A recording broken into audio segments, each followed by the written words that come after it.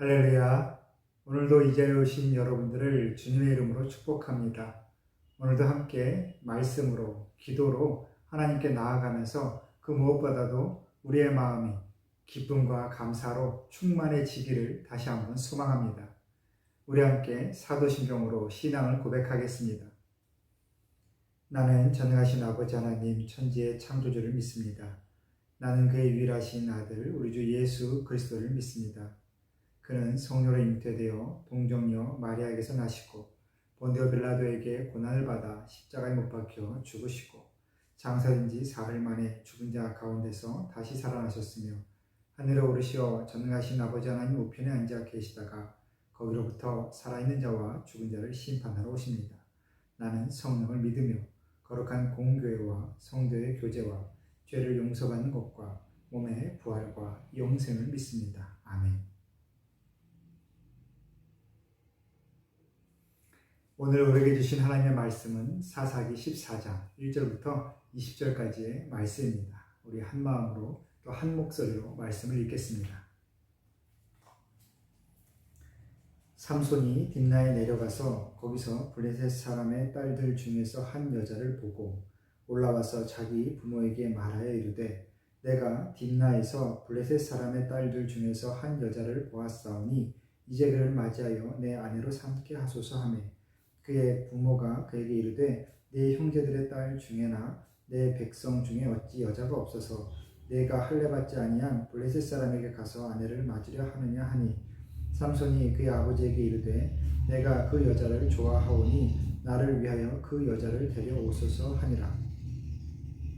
그때에 블레셋 사람이 이스라엘을 다스린 까닭에 삼손이 틈을 타서 블레셋 사람을 치려 함이었으나 그의 부모는 이 일이 여호와께로부터 나온 것인 줄은 알지 못하였더라. 삼손이 그의 부모와 함께 딥나에 내려가 딥나의 포도원에 이른즉 젊은 사자가 그를 보고 소리 지르는지라. 여호와의 영이 삼손에게 강하게 임하니 그가 손에 아무것도 없이 그 사자를 염소 새끼를 찢는 것 같이 찢었으나 그는 자기가 행한 일을 부모에게 알리지 아니하였더라.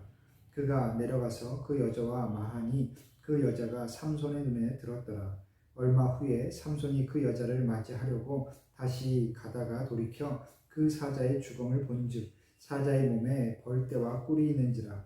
손으로 그 꿀을 떠서 걸어가며 먹고 그의 부모에게 이르러 그들에게 그것을 들여서 먹게 하였으나 그 꿀을 사자의 몸에서 떠왔다고는 알리지 아니하였더라. 삼손의 아버지가 여자에게로 내려가매 삼손이 거기서 잔치를 베풀었으니 청년들은 이렇게 행하는 풍속이 있음이더라. 무리가 삼손을 보고 30명을 데려와서 친구를 삼아 그와 함께 하게 한지라. 삼손이 그들에게 이르되 이제 내가 너희에게 수수께끼를 내리니 잔치하는 이래 동안에 너희가 그것을 풀어내게 말하면 내가 베옷 30벌과 겉옷 30벌을 너희에게 주리라. 그러나 그것을 능히 내게 말하지 못하면 너희가 내게 베옷 30벌과 겉옷 30벌을 줄지니라 하니 그들이 이르되 내가 수수께끼를 내면 우리가 그것을 드리리라 하매 삼손이 그들에게 이르되 먹는 자에게서 먹는 것이 나오고 강한 자에게서 단 것이 나왔느니라 하니라. 그들이 사흘이 되도록 수수께끼를 풀지 못하였더라. 일곱째 날에 이르러 그들이 삼손의 아내에게 이르되 너는 네 남편을 꾀어 그 수수께끼를 우리에게 알려달라 하라. 그렇지 아니하면 너와 네 아버지의 집을 불사르리라. 너희가 우리의 소유를 빼앗고자 하여 우리를 청한 것이 아니냐. 그렇지 아니하냐 하니 삼손의 아내가 그의 앞에서 울며 이르되 당신이 나를 미워할 뿐이요 사랑하지 아니하는도다. 우리 민족에게 수수께끼를 말하고 그 뜻을 내게 알려주지 아니하도다 하는지라. 삼손이 그에게 이르되 보라 내가 그것을 나의 부모에게도 알려주지 아니하였거든 어찌 그대에게 알게 하리요 하였으나 7일 동안 그들이 잔치할 때 그의 아내가 그 앞에서 울며 그에게 강요하므로 일곱째 날에는 그가 그의 아내에게 수수께끼를 알려주매 그의 아내가 그것을 자기 백성들에게 알려주었더라. 일곱째 날 해지기 전에 성읍 사람들이 삼손에게 이르되 무엇이 꿀보다 달겠으며 무엇이 사자보다 강하겠느냐 한지라. 삼손이 그들에게 이르되 너희가 내 암송아지로 밭 갈지 아니하였더라면 내 수수께끼를 능히 풀지 못하였으리라 하니라.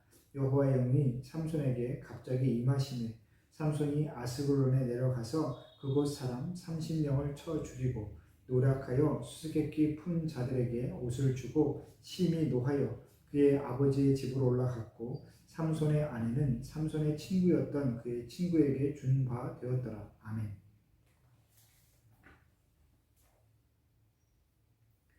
할렐루야. 오늘도 이 말씀이 저와 여러분의 모든 삶을 하나님의 은혜로 이끌어가는 그 길이 되기를 소망합니다. 여러분, 어제 하루 어떻게 지내셨습니까? 어제 하루 우리가 지나온 그 모든 시간을 되짚어 볼 때에 우리는 주일 예배를 마친 이후의 그 삶, 말씀이 나를 이끌어가는 삶을 정말 살았나 한번 생각해 보게 됩니다.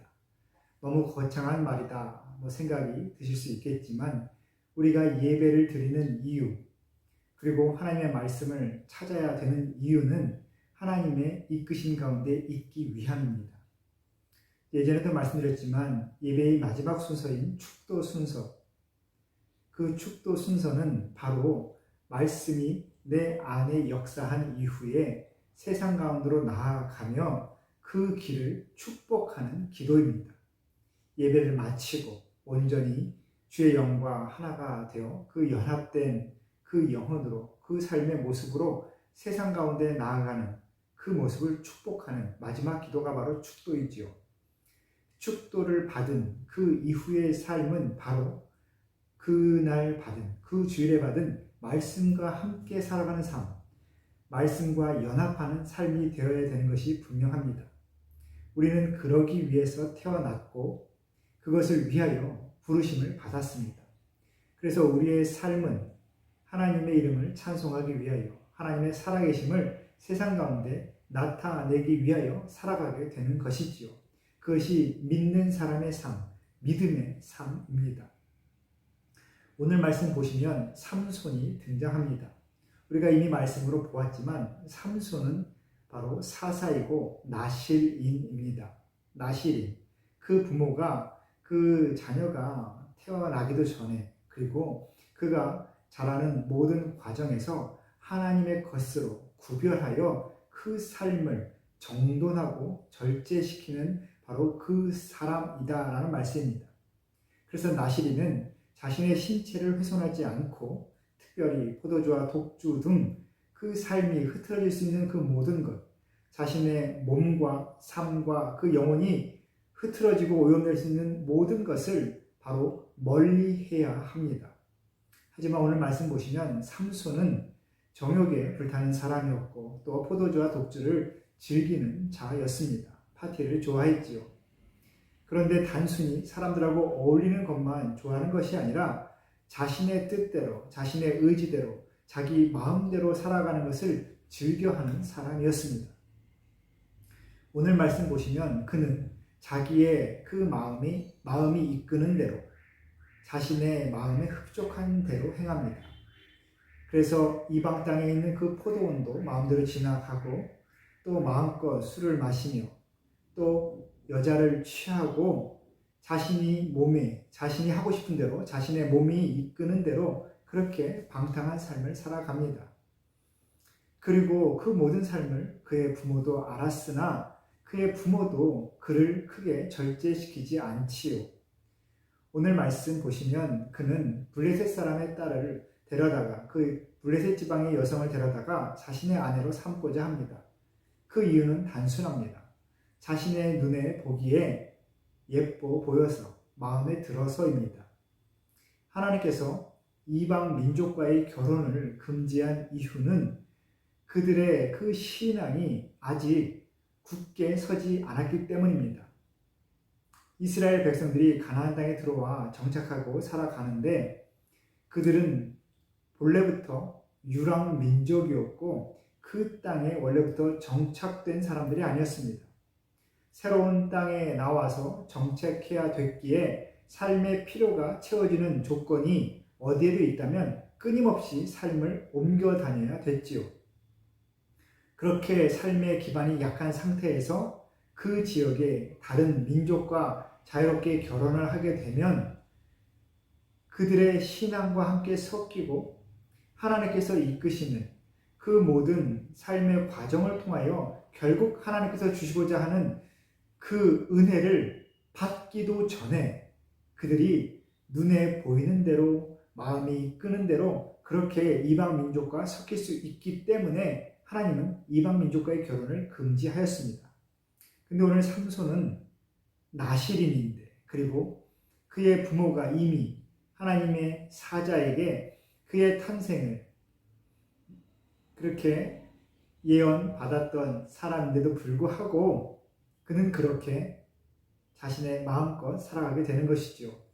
사사기의 전반과 후반, 이스라엘 시대에 이스라엘 사람들의 이 시대의 생활상, 신앙관을 표현한 그 한 문장이 무엇이라고 제가 처음에 말씀드렸을까요? 사사기를 처음 시작하면서 말씀드렸지만 이 시대에 이스라엘 사람들의 신앙관을 표현한 한 문장은 바로 이것입니다. 그들이 왕이 없으므로 자기의 소견에 옳은 대로 행하였더라. 그들에게 삶의 기준이 없으므로 그들이 마음이 이끄는 대로 편리한 대로 그렇게 자기 마음대로 살아갔더라. 그것이 바로 이 시대의 이스라엘 백성들의 신앙관이었습니다. 그리고 오늘 삼손이 그 삶을 보여주지요. 그래서 이방 여인을 먼저 자신의 그 배우자로 그렇게 선택하여 결혼하려고 합니다. 오늘 말씀 보시면 하지만 그 모든 일도 하나님께서 이미 예정하셨다라고 기록하고 있습니다. 그 이유는 하나님께서 블레셋 사람들을 치고자 이미 준비하고 계신다는 겁니다. 이 말씀을 보시면 우리는 또 중요한 의미를 하나 이해할 수 있습니다. 하나님께서 하실 일에 어떠한 조건이 필요하지 않다라는 겁니다. 하나님께서 일을 하실 때에 하나님께서 택하시는 그 때에 필요한 것은 그 자리에 있는 것일 뿐 그 사람이 어떤 대단한 성과를 갖고 있어서가 아니다라는 말씀입니다. 이 말씀을 좀 쉽게 말씀드리면 삼손이 특별해서가 아니라 그가 나실인인데도 불구하고 그의 삶이 이렇게 방탕하였지만 하나님께서 하실 일이 있으셔서 그를 지금 움직여 가신다는 겁니다. 이후에 우리가 사사기를 앞으로 계속 보게 되면 삼손의 삶을 보게 될 터인데 삼손은 하나님과 사람들 앞에 온전하고 성결한 거룩한 사람이 분명히 아니었습니다. 그래서 그는 모든 삶의 고난, 연단을 다 겪게 되지요. 마지막에 두 눈이 뽑히고 죄수의 신분으로 조롱거리가 되는 그 삶의 결과도 처참하게 맞이하지만 그는 결국 하나님께 쓰임 받습니다. 하나님의 일을 감당하지요. 우리는 삼손 하면 힘이 센 사람, 용사라고 알고 있습니다. 하지만 그래서 우리가 삼손이라는 그 인물의 대단함에 주목해야 되는 것은 아니다라는 말씀을 꼭 드립니다. 삼손의 인간적인 면이 대단해서가 아니라 그의 삶이, 그의 본성이 이러했지만 하나님께서 들어 쓰셨기에 하나님께서 함께 하셨기에 그는 사사가 되고 용사가 되었다라는 겁니다. 사사에 대한 여러 인물들의 그 삶을 보아도 마찬가지입니다. 우리가 이미 앞서 살펴본 입다도 그 태생이 또 그 삶이 사람들 하나님 앞에 거룩하고 대단한 성과가 있는 것은 아니었지만 하나님께서 그를 들어 쓰셔서 그를 사사로 지도자로 세우셨습니다. 하나님께서 함께 하실 때 그는 용사가 되었다라는 겁니다. 여러분, 다윗도 그렇죠. 아브라함도 그렇습니다. 기도원도 마찬가지입니다. 수많은 하나님의 사람들, 예수님의 제자들, 또 바울에 이르기까지, 또 지금 이 땅에 하나님의 일을 감당하는 모든 주의 종들과 또한 모든 하나님의 일꾼들 다 생각해 보시면 그들의 사람됨이 대단해서가 아니었다라는 것을 우리는 알아야 합니다. 우리는 사람됨에 주목하고 그 사람됨의 그 결과를 마치 우리가 모델로 삼아야 되는 그러한 아주 대단한 성과인 양 착각할 때가 있습니다. 여러분, 분명한 것은 그 누구도 하나님께서 들어 쓰시면 용사가 되고 또한 하나님께서 쓰시고자 할 때에 그곳에 있는 자가 그렇게 하나님의 일을 이루어 간다는 겁니다. 여러분의 자녀에게 여러분은 어떠한 삶을 지금 말씀하고 계십니까? 혹시나 이런 말씀 하고 계시진 않습니까? 너에게 대단한 삶의 성공이 있어야 네가 교회에서도 당당하게 신앙생활을 할 수 있다. 네가 교회에서 쓰임 받으려면 성공해야 한다. 그러기 위하여 지금 학생 때부터 어린 나이 때부터 너는 성공하고 뛰어나고 남들보다 달라야 된다라고 혹시 그렇게 말씀하고 계십니까? 여러분, 하나님께서 쓰시고자 하는 사람은 그 사람의 사람 됨 이전에 이미 하나님의 선택과 부르심이 있습니다. 중요한 것은 내가 그 선택과 부르심의 자리에 있느냐이지요. 하나님께서 택하시고자 할 때에 그 자리에 내가 있느냐 있지 않느냐가 중요한 문제입니다. 하나님 앞에 있느냐. 삼손은 하나님 앞에 있습니다. 그의 삶이 비록 우리의 판단으로 어긋난 모습을 보이게 되지만 그럼에도 불구하고 그는 하나님의 영이 자신에게 임하는 그 자리에 있습니다. 쓰임받을 자리에 그가 있고 결국에 하나님을 간절하게 찾음으로 하나님의 일을 감당하는 사람이 됩니다. 그의 사람됨의 준비로 그 일이 이루어진 것이 아니다라는 말씀입니다. 모든 것 하나님께서 움직여 가실 때 그것이 준비되고 또한 그것이 이루어지며 매듭지어지는 것입니다. 여러분, 저와 여러분의 그 삶에 또 우리 자녀들의 삶에 하나님의 함께 하심이 있기를 더욱더 간절히 구하기를 바랍니다. 여러분, 사람의 성공으로 우리 사람됨의 그 특별함으로 하나님을 섬기는 것이 아닙니다. 하나님께서 함께 하시면 우리는 할 수 있습니다. 그리고 중요한 것은 하나님께서 택하시고 쓰시고자 하는 그 자리에, 원하시는 자리에 저와 여러분이 있느냐 아니면 그곳에 없느냐의 차이입니다. 그리고 곧 우리의 자녀들도, 우리의 다음 세대도 마찬가지겠지요. 자녀가 있으신 분들은 한번 기도하시길 바랍니다. 나의 자녀가 사람됨에, 세상의 기준에, 성과에 집중하고 그것을 채우고자 급급한 것이 아니라 하나님께서 원하고 기뻐하시는 자리에 있는가, 그리고 하나님께서 쓰시고자 하실 때 그 자리에 있을 수 있는 아이인가. 여러분, 그러한 기도로 오늘 하루도 하나님의 품 안에서 평안을 누리시기를 축복합니다. 사랑하는 성도 여러분, 오늘도 하나님의 샬롬을 전합니다. 우리와 함께 기도하겠습니다. 우리의 삶의 주인 되신 하나님 아버지, 우리의 삶의 모든 자리가 하나님의 손 안에 있음을 고백합니다. 하나님, 우리가 살아가며 주목하고 또한 이루고자 목표로 삼는 모든 것들이 내 인생의 그 성공의 기준으로, 그 잣대로 그렇게 이루어져 가는 것이 아니라 하나님의 함께 하심의 그 은혜를 누릴 수 있는가에 더욱 집중하는 그 모든 목표와 목적이 되게 하여 주시옵소서. 주님, 하나님께서 택하시고 또한 쓰시고자 할 때에 그 자리에 있는 우리 모든 성도들 되게 하여 주옵소서. 특별히 우리의 자녀들, 우리의 다음 세대를 위하여 기도합니다. 하나님, 자신의 사람됨의 그 성공에 주목하여 하루하루가 급급한 것이 아니라 또한 다른 사람이 정해놓은 그 기준에 또한 부모와 또한 이웃의 그 눈에 들기 위하여 자신의 삶을 소모해가는 그 일을 반복하기 이전에